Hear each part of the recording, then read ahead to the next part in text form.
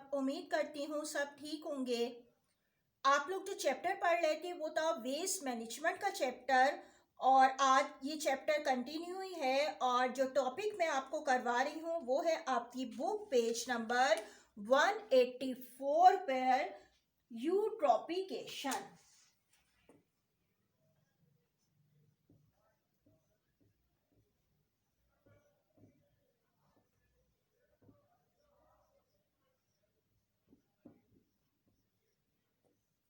अब सबसे पहले तो ये समझ लें कि इसे यूट्रॉपिकेशन क्यों कहा जाता है, क्या होता है ये यूट्रॉपिकेशन। तो यूट्रॉपिकेशन दरअसल एक ऐसा प्रोसेस है जो कि वाटर बॉडीज में हो रहा होता है। वाटर बॉडीज यानी कि किसी भी लेक्स में हो सकता है, या फिर स्टोरीज में, यानी कि कोई ऐसा पानी की जगह है, कोई एक रास्ता मौजूद है पानी का, वहां पे हो रहा है, या स्लो मूविंग स्ट्रीम्स वगैरह में ये होता है, जहाँ पे बहुत ज़्यादा जो होते हैं वो न्यूट्रिएंट जो होते हैं रिसीव हो रहे होते हैं उस जगह पे, यानी कि उस पानी में बहुत ज़्यादा न्यूट्रिएंट जो होते हैं वो जमा हो रहे होते हैं, और इन न्यूट्रिएंट की वजह से ही वहाँ पर एक्वेटिक प्लांट की ग्रोथ जो होती है बहुत ज़्यादा हो जाती है। ठीक है, अब कोई भी पानी की जगह, ठीक है, कोई भी वाटर बॉडी से, फॉर एग्जाम्पल जैसे कि यहाँ पे मैं बनाऊँ कि जिस तरह कोई भी वाटर की बॉडीज मौजूद है, वाटर मौजूद है, ठीक है, वाटर यहाँ पे मौजूद है,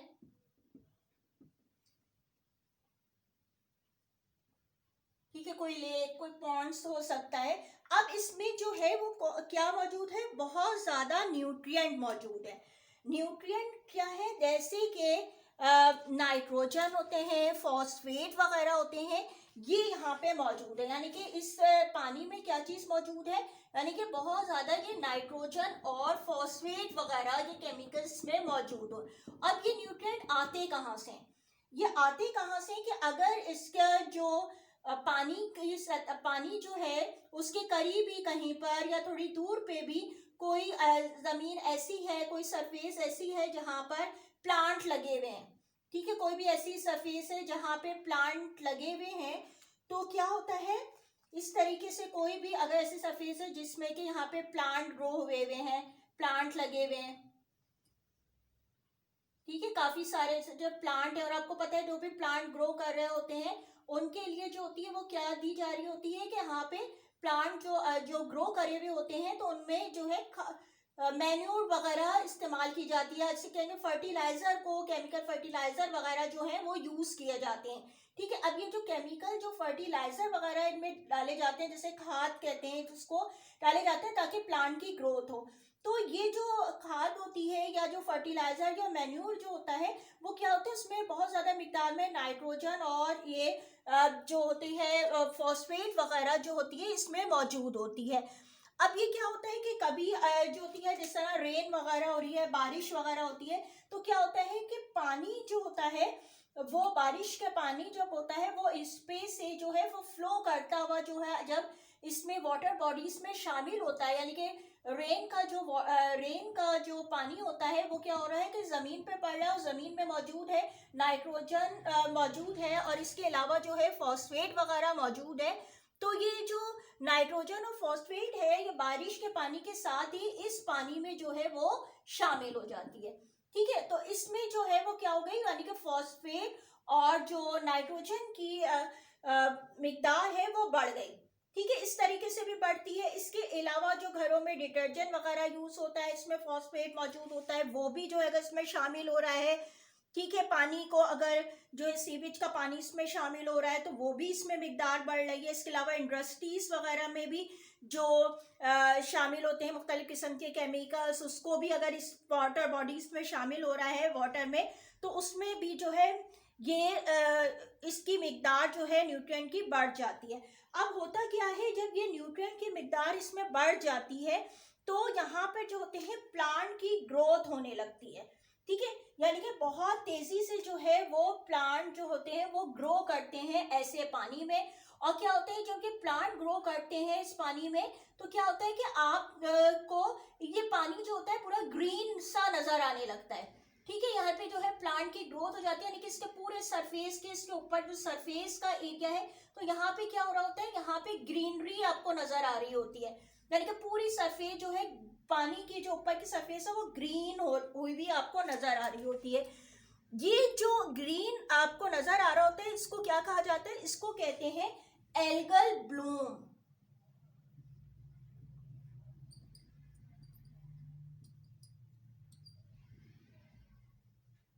ठीक है, इसको क्या कहा जाता है? एल्गल ब्लूम कहा जाता है कि यहाँ पे बहुत ज्यादा मिकदार में जो है प्लांट ग्रो करते हैं, क्योंकि इनको जो है न्यूट्रिएंट मिल रहे हैं। न्यूट्रिएंट क्या है? फॉस्फोरस और जो नाइट्रोजन वगैरह फर्टिलाइजर, ये इनको प्रोवाइड हो रहे हैं, जो कि प्लांट की ग्रोथ के लिए लाजमी है। अब होता क्या है कि ये जो प्लांट्स होते हैं जब अगर ये डाई हो जाए, खत्म हो जाए, ठीक है, अब ये जो होते हैं ये डाई हो गए, खत्म हो गए ये प्लांट, तो क्या होगा कि ये इसके अंदर भी मौजूद है, प्लांट की सरफेस पे मौजूद है या इसके अंदर भी मौजूद है, जब ये डाई हो जाते हैं, ठीक है, ये खत्म हो गए प्लांट ये सारे, तो क्या होगा? अब इनमें जो प्लांट डाई भी होते हैं इन पर क्या होता है? डीकम्पोजिशन का प्रोसेस होता है। ठीक है, डीकम्पोजिशन भी आप पढ़ चुके हैं। डीकम्पोजिशन का प्रोसेस के लिए कौन जो है डीकम्पोज कर रहे होते हैं इन मटेरियल को? बैक्टीरिया। ठीक है, अब बैक्टीरिया और ऐसे बैक्टीरिया होते हैं जो कि एरोबिक होते हैं। ठीक है, ऐसे बैक्टीरिया यानी कि इस पे अटैक करते हैं, जो कि अब ये बैक्टीरिया अटैक कर रहे हैं इस पे, और ये बैक्टीरिया कौन से होते हैं? एरोबिक। अब ये एरोबिक बैक्टीरिया क्या होते हैं? जो कि ऑक्सीजन की हेल्प की मदद से जो है वो इसको डिकम्पोज करते हैं। ठीक है, ऑक्सीजन लेते हैं, फ्री ऑक्सीजन जो है वो लेते हैं अपने अंदर और फिर वो है डिकम्पोज करते हैं। ठीक है, डिकम्पोज करते हैं। अब वो ऑक्सीजन को जब ले रहे हैं यानी कि वो उसमें ही जिंदा रहते हैं, जिनको फ्री ऑक्सीजन मिल रही होती है, तो वो क्या करते हैं? अब ज्यादा से ज्यादा ऑक्सीजन को कंज्यूम करेंगे। बैक्टीरिया बहुत ज्यादा तादाद में बढ़ गए, उन पर रिप्रोडक्शन हुई, और वो क्या हुआ कि वो बहुत ज्यादा जो है वो ऑक्सीजन, यानी कि इसमें वाटर में आपको पता है डिसॉल्व ऑक्सीजन मौजूद होती है, ठीक है, वो इसको जो है कंज्यूम करेंगे बैक्टीरिया, जो अपने अंदर ले लेंगे। अब जब ये बैक्टीरिया डिकम्पोज के प्रोसेस में जो ऑक्सीजन अपने अंदर ले लेंगे, तो क्या होगा कि यहाँ पर जो है ऑक्सीजन की कमी हो जाएगी। ठीक है, यानी कि इस पानी में जो है ऑक्सीजन कम रह जाएगी।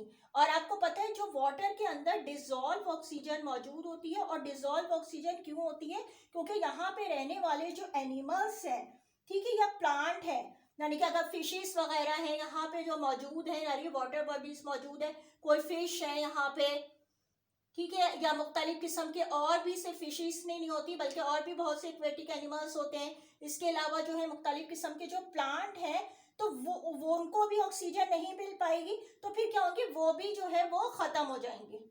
ठीक है, यानी कि उनको जब ऑक्सीजन नहीं मिलेगी तो वो सारी जो वहाँ पे लिविंग ऑर्गेनिज्म है वो भी डाई हो जाएंगे और ख़त्म हो जाएंगे। ठीक है, और ये जो यूट्रॉपिकेशन की ये रैपिड ग्रोथ जो देखी गई है कि बहुत ज़्यादा ये मुख्तलिफ किस्म के मैनी लेक्स वगैरह में देखी गई हैं।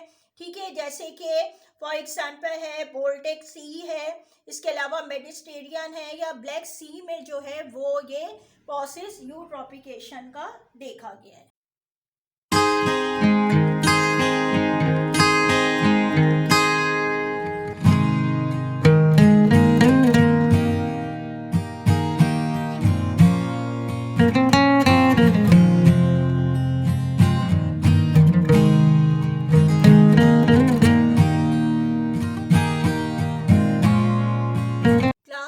होमवर्क देख लीजिएगा।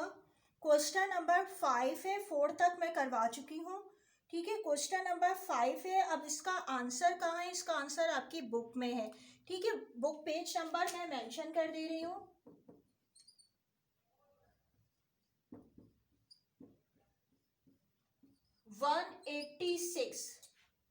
ठीक है, 186 आप लोग ओपन कर लीजिए, अभी देखें उसको। इम्पॉर्टेंट डेफिनेशन है, वहां पे स्लज की डेफिनेशन लिखी हुई है। फर्स्ट ही है, आपने स्लज की हेडिंग डालनी है और इसको डिफाइन करना है, इन्वर्टेड कॉमास में लिखेंगे। ठीक है, स्लज मैंने प्रीवियस जो लेक्चर था उसमें आपको पूरा जो वेस्ट मैनेजमेंट ट्रीटमेंट वाला जो आपको करवाया गया था उसमें पूरा एक्सप्लेन करा था आपको कि जो है वो स्लज क्या होता है, प्राइमरी स्लज, सेकेंडरी स्लज के बारे में उसका जिक्र आया था, जो आपको एक्सप्लेन किया गया था वेस्ट वाटर ट्रीटमेंट में। ठीक है, मैंने उससे एक क्वेश्चन लिया है क्योंकि पिछली दफ़ा मैंने आपको रिटर्न होमवर्क नहीं दिया था, ठीक है। एक ये क्वेश्चन आप करेंगे, हेडिंग डालिएगा इन्वर्टेड कॉमास में। फिर इसी तरह देखिएगा यूट्रॉपिकेशन का, ये भी इसी पेज पे ही मौजूद है, बुक पेज नंबर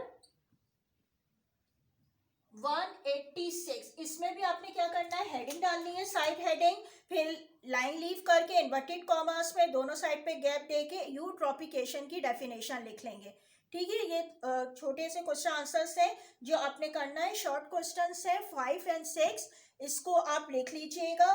तो ये आपका जो है आज का ये काम जो है वो कंप्लीट हो जाएगा, यानी कि जो आपको एक्सप्लेन किया गया यूट्रॉपिकेशन, और इसके बारे में जो है इसका एक क्वेश्चन भी लिख लीजिएगा।